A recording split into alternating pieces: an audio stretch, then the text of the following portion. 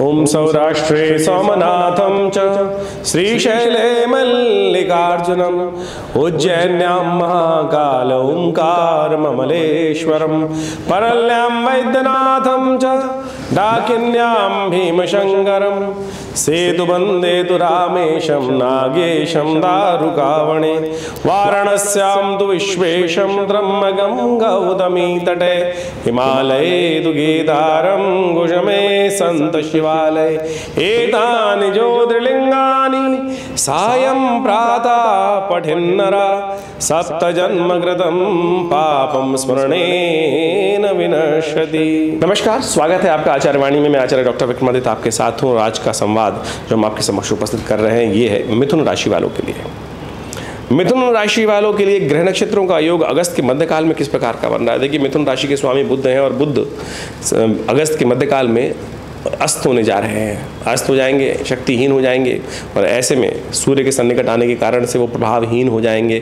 उनका प्रभाव आपकी जन्मपत्री में कम हो जाएगा और लग्नेश जो आपकी राशि के स्वामी हैं, यदि वो थोड़े कष्ट में हो तो आपकी जीवन में भी कुछ ना कुछ समस्याएं उत्पन्न करने के योग दे सकते हैं। तो उसके लिए आपको उसका उपाय करना चाहिए, बुद्ध को शक्ति देने का प्रयास करना चाहिए। यानी बुद्ध जो है विचार का स्वामी है, सांसारिक समस्याओं को निदान करने के लिए जो हमारी शक्ति होती है उसका स्वामी है। यानी हमको ऐसा हो जाएगा कि शायद वो सही विचार सही समय पर दिमाग में नहीं आएगा और फिर बाद में याद आएगा तो फिर पछतावत होत क्या जब चिड़िया चुग गई खेत, ये स्थिति उत्पन्न हो सकती है। कई बार हमारे जीवन में इस प्रकार की घटना घटती है, ज्योतिष उसको समझने का प्रयास करता है किस कारण से चल रही है, क्या चल रहा है। तो ये ऐसे में यदि हम सही समय पर अपनी बुद्धि को शांत रखने का प्रयास करें, अशांत ना हो। सूर्य बुध एक साथ होने के कारण से क्या हो रहा है, जो सूर्य सन्निकट जा रहा है बुध के, तो क्या हो रहा है, बुध सूर्य अपने तेज से बुद्धि को ग्रसित कर रहा है, यानी अशांति दे रहा है, एंजाइटी दे रहा है। सूर्य तेज में ग्रह है।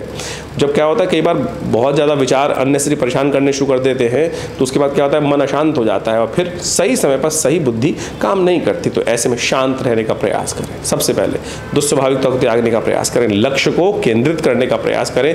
यही सबसे बड़ा उपाय है। शास्त्रोक्त दृष्टिकोण से इसको समझिएगा क्या कुछ कर सकता है। शनि महाराज इन दिनों आपकी राशि के अनुसार से भाग्य में चल रहे हैं, वक्री हैं, तो उसका भी ध्यान रखने की जरूरत है। सबके उपाय, सब चीज़ों के समझने का हमको प्रयास करना चाहिए। क्या कुछ समय चल रहा है, कैसे चल रहा है, मिथुन राशि वालों के लिए कैसा रहेगा अगस्त का मध्यकाल, वो भी समझें आप। 11 तारीख की दिन बात करें, रविवार का अवसर, सप्तमी तिथि, तुला राशि का विशेष तौर पर ग्रह योग चल रहा है। बुध पंचम भाव में उपस्थित है आपकी राशि के अनुसार से, चंद्रमा जो है पंचम भाव में उपस्थित है।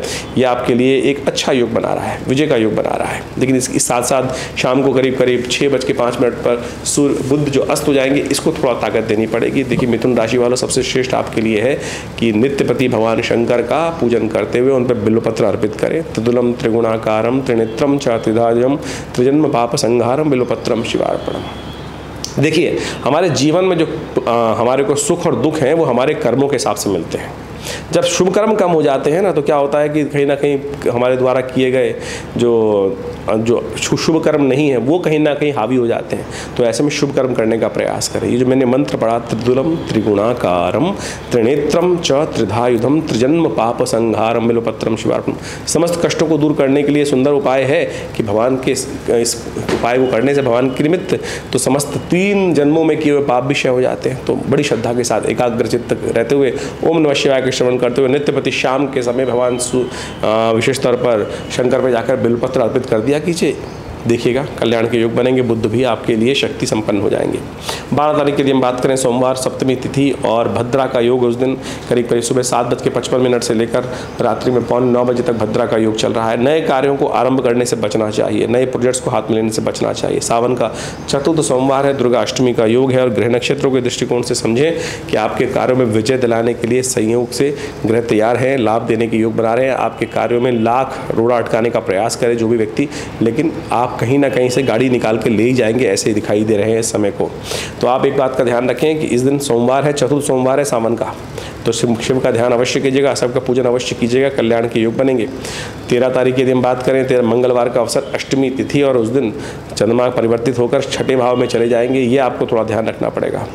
स्वास्थ्य के मामले में विशेष तौर पर ध्यान रखने का आपको प्रयास करना चाहिए, नहीं तो स्वास्थ्य के मामले में आने वाले 2-3 दिन थोड़े से भारी हो सकते हैं। स्वास्थ्य का ध्यान रखिए, मौसम परिवर्तन पे जा रहा है और ऐसे में गर्मी सर्दी के कारण से कहीं ना कहीं थोड़ा सा जो बरसात का मौसम है, कहीं ना कहीं अनहाइजीन के कारण से स्वास्थ्य में दिक्कत ना करें।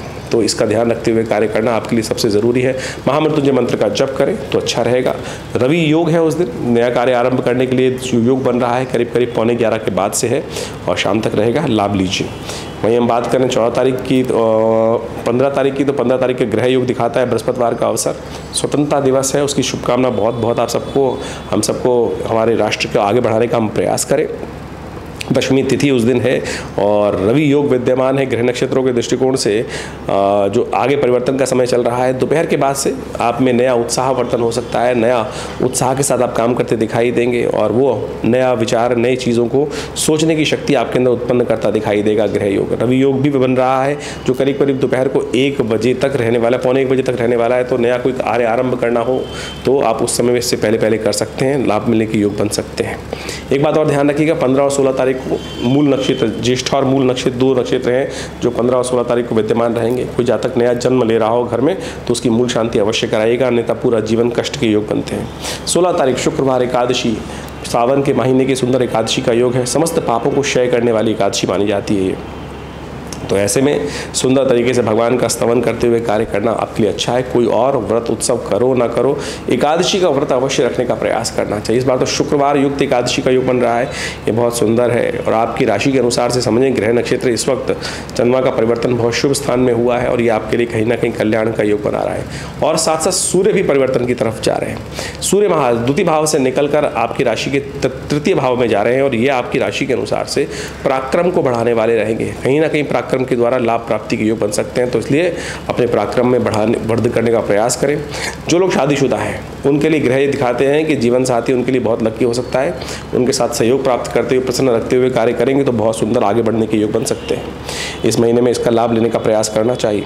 17 तारीख की यदि हम बात करें, शनिवार का अवसर, प्रदोष का योग, द्वादशी और त्रयोदशी का सुंदर योग बन रहा है।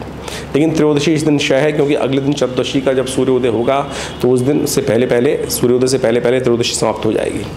तो त्रयोदशी क्षय होने के कारण से नए कार्यों के लिए मुहूर्त अच्छा नहीं है। शनिवार के दिन प्रदोष का योग पढ़ना ये बहुत अच्छा है। देखिए, आपके भाग्य में इन दिनों शनि चल रहे हैं, स्वग्रही हैं लेकिन वक्री हैं, जो आगे बढ़ने में आपको थोड़ी सी परेशानी दे रहे हैं। 2 कदम आगे बढ़ते हैं तो 4 कदम पीछे हो जाते हैं, फिसल के शनि महाराज पीछे ले आते हैं। तो ऐसे में भाग्य सही समय पर सही चीज़ की आपको लाभ देने की स्थिति नहीं उत्पन्न कर पा रहा है। तो शनि को थोड़ी शक्ति की आवश्यकता है और शनि इस स्थिति में करीब अभी 15 नवंबर तक रहने वाले हैं। उसके बाद 2-3 महीने आपके लिए बहुत सुंदर योग देंगे, लेकिन अभी जो 2-3 महीने थोड़ी सी आपको प्रोग्रेस को रोकने का योग कर रहे हैं, इसके लिए सुंदर उपाय कर लीजिए। ऐसे में आपके लिए सबसे श्रेष्ठ है कि प्रदोष के समय पर, जब शाम का समय हो जाए, सूर्यास्त हो जाए, उसके बाद से लेकर भगवान शंकर का सुंदर रुद्राभिषेक करें। सुंदर तिल के द्वारा अभिषेक करें और दूध युक्त तिल के डालकर उनका अभिषेक करना सब प्रकार से कल्याणकारी रहेगा। हमने भी विवेकानंद योगाश्रम में ऐसे में पूरे सावन के महीने रुद्राभिषेक का सुंदर कार्यक्रम रखा है। आप भी इसमें सम्मिलित हो सकते हैं। अपने नाम से यदि कार्य कर नहीं पा रहे हैं तो करवा भी सकते हैं। बात कर लेते हैं 19 तारीख की सोमवार का सुंदर योग जो पड़ रहा है, ये राखी युक्त योग है, बहुत सुंदर योग बन रहा है। और ऐसे में समस्त प्रकार के मनोरथों को सिद्ध करने के लिए ग्रह नक्षत्र के दृष्टिकोण से परिवर्तन का योग जो है वो आपके लिए अच्छा दिखाई देता है। बृहस्पति पूर्ण दृष्टि पर यहाँ पर जो योग बना रहे हैं चंद्रमा पर दृष्टि डालकर, ये आपके लिए कहीं ना कहीं कल्याण का योग उत्पन्न करता दिखाई दे रहा है। राखी भी है इस दिन और 1:30 बजे तक भद्रा है, उसके बाद कल्याणकारी योग बनते दिखाई दे रहे हैं और उसका आप लाभ ले सकते हैं। 20 तारीख की हम बात करें तो उस दिन मंगलवार का अवसर, प्रतिपदा तिथि, यानी भाद्रपद का मास उस दिन आरंभ हो जाएगा। और भाद्रपद का मास जो है वो कई नई संभावनाओं को लेकर आए, क्योंकि बृहस्पति उस दिन मृगशिरा नक्षत्र के प्रथम चरण पर प्रवेश कर रहे हैं और ये नक्षत्र का प्रवेश करना आपके लिए बड़ी उन्नति का योग बनाने वाला है। क्योंकि मंगल और बृहस्पति की युति एक साथ जो चल रही है वो कहीं ना कहीं विशेष तौर पे कहीं ना कहीं क्लैश का योग देती है, कहीं ना कहीं भिड़ंत का योग दे रही थी। अब मंगल आगे हो गए हैं और बृहस्पति उनसे अंशों में पीछे हैं, तो ये बृहस्पति को का शुभ फल प्राप्त करने के योग बनाएंगे और साथ साथ मंगल भी आपके अपने वर्चस्व को बढ़ाएंगे, नए संपर्कों में इजाफा करेंगे। ऐसे में कन्या पूजन करना आपके लिए बड़ा श्रेष्ठ है। हर रोज़ कन्या पूजन करें, 2-3 दिन लगातार इसका लाभ मिलेगा आपको। तो सिलसिलेवार तरीके से ज्योतिष के दृष्टिकोण से तिथियों के हिसाब से आपके लिए ग्रहों का योगायोग क्या है वो आपने समझा। इसके अनुसार से इन सब चीज़ों को समझते हुए भी ज्योतिष के साथ साथ हमको ये भी समझना चाहिए बाकी ग्रहों ग्रहों के साथ साथ आपकी कुंडली में ग्रहों का योगायोग किस प्रकार का है। आपकी विशेष तौर पर ये समझें कि दशाएं अंतर्दशाएं जो कि जिस प्रकार से चल रही हैं उनका भी महत्वपूर्ण प्रभाव रहता है, और उन सब चीज़ों को समझते हुए हमें उनके उपाय समय को ध्यान में रखते हुए करने का प्रयास करना चाहिए। जो राशि के अनुसार से कॉन्सेप्ट है वो विशेष तौर पर गोचर का बहुत प्रत्यक्ष प्रभाव है, क्योंकि आमतौर पे कई लोग विचित्र विडंबना उत्पन्न करने का प्रयास करते हैं कि गोचर का प्रभाव जो राशियों के अनुसार से ही आएगा। कई लोग इस बात को अपने आप को प्रेजेंट करने के लिए कि नहीं राशि का प्रभाव कुछ नहीं होता, राशि का प्रभाव ही है सब कुछ। गोचर का दृष्टिकोण देखेंगे किससे? गोचर का प्रभाव राशि के दृष्टिकोण से ही देखने को मिलेगा, लेकिन अब उसमें यह देखने की आवश्यकता होती है कि आपकी राशि या लग्न या कौन सी कुंडली का कौन सा ग्रह किस प्रकार से प्रभाव उत्पन्न करने का प्रयास कर रहा है और कहाँ से उन सब चीज़ों को कैलकुलेट करने की ज़रूरत है। तो उसके लिए ज्योतिष को बहुत अच्छे से देखने, कुंडली को बहुत अच्छे से देखने की आवश्यकता है। तो आप अपनी कुंडली को अच्छे से समझते हुए देखते हुए चीज़ों को कार्य करने का प्रयास कीजिए। हम समय समय पर आपके समक्ष आते ही रहते हैं और बहुत सारे उपाय बताने का प्रयास करते हैं, और बहुत सारे तिथिवार के अनुसार से ग्रह नक्षत्रों का प्रभाव आपके ऊपर क्या है उसको समझाने का प्रयास करते हैं। और विवेकानंद योगाश्रम इस क्षेत्र में कार्य कर ही रहा है। समय समय पर बड़े बड़े अनुष्ठान, बड़े बड़े यज्ञ इत्यादि आश्रम पर चलते ही रहते हैं। भगवती का श्री विग्रह जो यहाँ उपस्थित है मंदिर में, 1947 में मुल्तान से आया हुआ श्री विग्रह, उनके सानिध्य में नित्य प्रति 8 घंटे करीब यज्ञ होता है। और आप भी स्वयं हर रविवार को इस कार्यक्रम में भाग ले सकते हैं। सावन के पूरे महीने में नित्य प्रति शाम को रुद्राभिषेक चल ही रहा है। आप उसमें भी हमारे साथ उस रुद्राभिषेक के कार्यक्रम में सम्मिलित होने के लिए आश्रम से संपर्क साध सकते हैं। नंबर्स, आश्रम के फ़ोन नंबर्स आपके समक्ष चलते ही रहते हैं, उन पर आप संपर्क साधेंगे और जो भी कोई विशेष जानकारी प्राप्त करना चाहते हैं उन सब नंबरों के माध्यम से आप आ सकते हैं।